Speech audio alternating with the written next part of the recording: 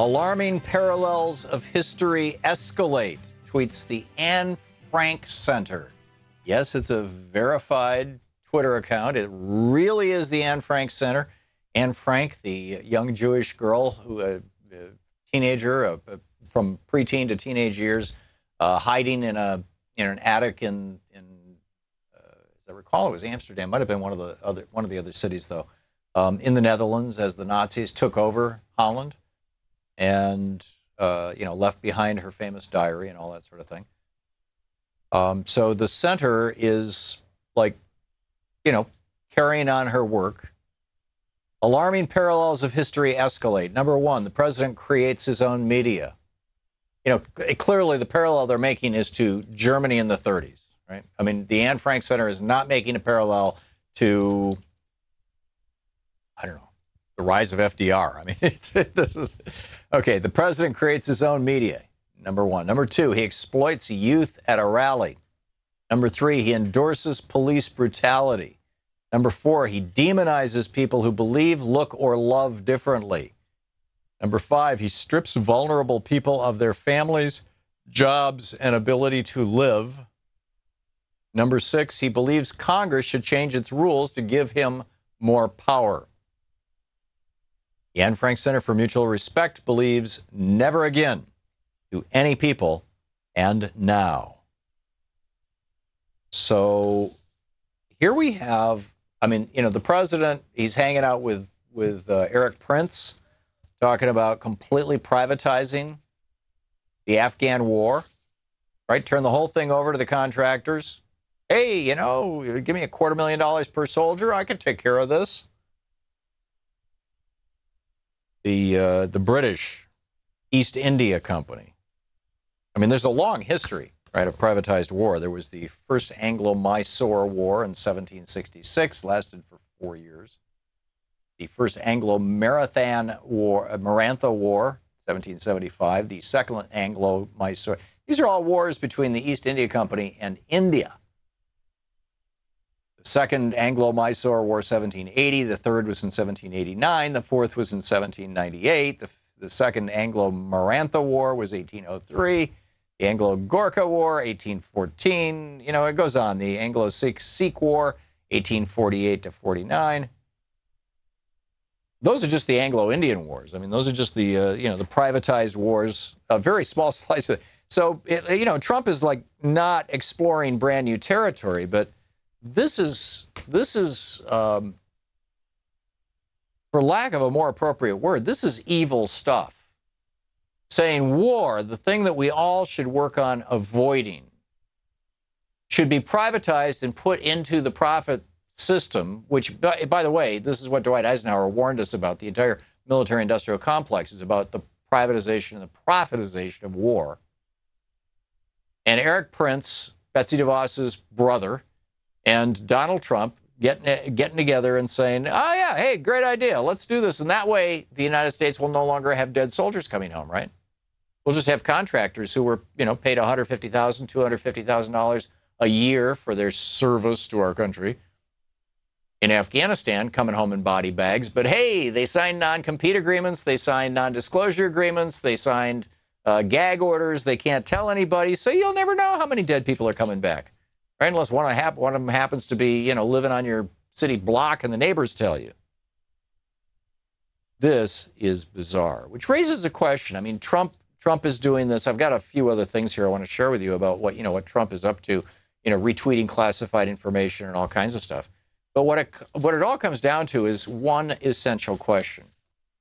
And it's an essential question that is being asked today in an op-ed in the Washington Post by Richard Cohen. And the question that Richard Cohen asks is, who's worse for the nation, Donald Trump or Mike Pence? Now think about that for a minute. How do you make this, the classic decision making, you take a legal pad and run a line down the middle, and on the left side you say, for, and on the right side you say against, or vice versa. And then, what? Trump or Pence, right? Which is worse for the nation? Up until about a month ago, I was firmly of the opinion that Pence was worse for the nation because Trump is not an ideologue. And although he's beholden to a few billionaires, Robert Mercer and his daughter Rebecca, Shelley Adelson, he's got a few billionaires who've helped him out. And of course, the Koch brothers and the Koch network, had they not worked really, really hard to elect Republicans all across the country, wouldn't have been doing the get out the vote efforts that led to Donald Trump being in the White House. So, you know, he owes it to them, but he doesn't owe it to them the way Mike Pence does. Mike Pence owes basically his entire political career to petro-billionaire oligarchs. Donald Trump doesn't. So up until a month or so ago, I was personally of the opinion that having Mike Pence as president would be a worse thing than having Donald Trump as president. Because Mike Pence is, you know, he has been a political creature his entire life. Other than a few years when he was a talk show host, Mike Pence is all about being the elected toady for very rich people. That's what he's done his entire life. That and being the elected toady for the American Taliban, the so-called Christian Taliban, you know, the Falwell crowd and these hardcore right-wing, take millions and millions of federal dollars guys who then, you know, are all upset about the federal government, et cetera. But now I'm changing my mind very reluctantly. My thought was Trump is so incompetent that he can't really get us into too much trouble. And Pence is very competent, and so he could get a lot done very quickly and really damage the United States, you know, using his libertarian ideology that he is, you know, dancing to the tune of the billionaires on behalf of. But now that I've watched Trump interact with North Korea, with Russia, with Saudi Arabia, with Israel, with Germany, with Mexico, with the Philippines, Duterte, in every case, Trump is making the worst kind of rookie mistakes. He's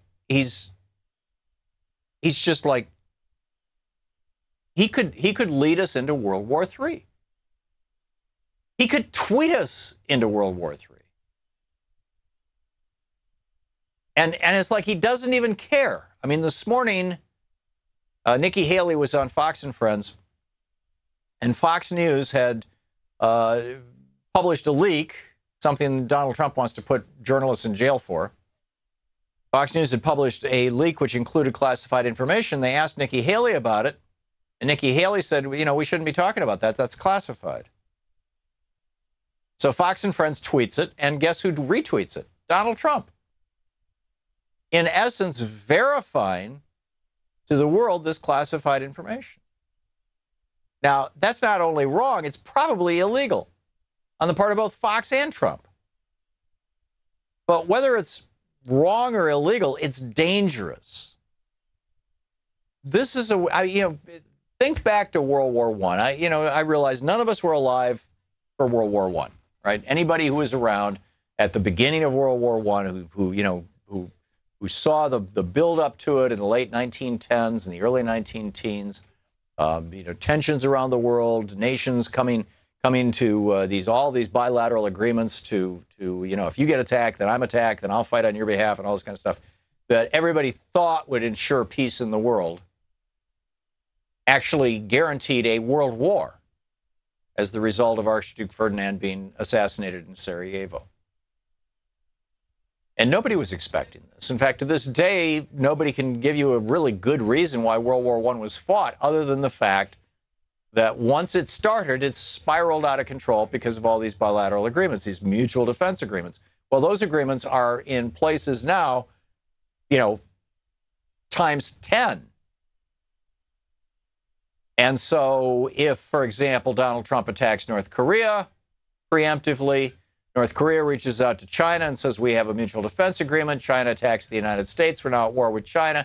China goes to Russia and says, hey, you're on I think they have a mutual defense agreement. If not there, there's others. India and Pakistan get into it. India comes to us. Pakistan goes to Russia or China. I mean, it's just pretty soon you've got the whole damn world at war because Trump is so incompetent. So I have come to the conclusion that, I just up until the last couple of weeks, I'd been kind of cautious about calling for the impeachment of Donald Trump. I figured, just let the process take its course. Bob Mueller is going to find out if he's done anything wrong, and if he has, they're going to nail him for it. What's the old saying? A grand jury can indict a ham sandwich. Well, Donald Trump is about as close to a ham sandwich as you can get these days. And I just, it's on white bread at that, right?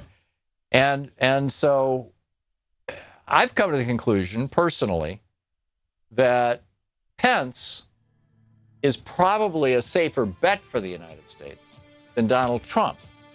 And that frankly troubles me.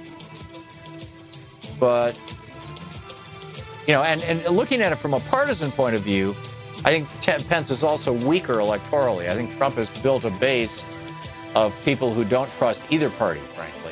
And it's a not inconsequential base. So what are your thoughts on this?